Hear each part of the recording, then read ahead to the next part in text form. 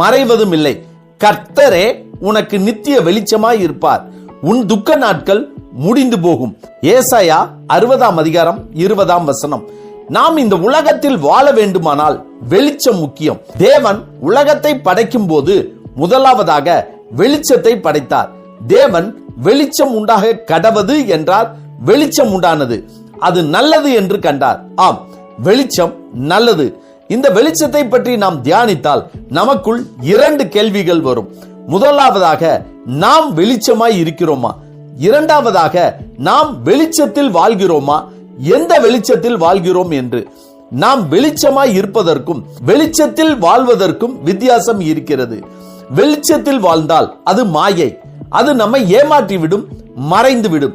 எப்படி எனில், நாம் பகலில் சூரிய வெளிச்சத்தில் வாழ்ந்தால் காலை மாலை என நமக்கு முன்பாகவும் பின்பாகவும் என வெளிச்சம் மாறி மாறி இருக்கும். அடுத்து இருள் வந்துவிடும்.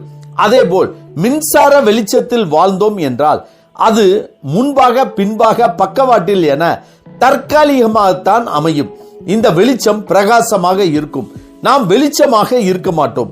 ஆனால் பரிசுத்த வேதாகமம் சொல்கிறது, உன் வெளிச்சத்தின் இடத்திற்கு ஜாதிகளும் உதிக்கிற உன் ஒளியினிடத்திற்கு ராஜாக்களும் நடந்து வருவார்கள் என்று. ஆம், நாம் தான் வெளிச்சம். கர்த்தரே உனக்கு நித்திய வெளிச்சம் என்று ஏசாயா தீர்க்கதரிசியும்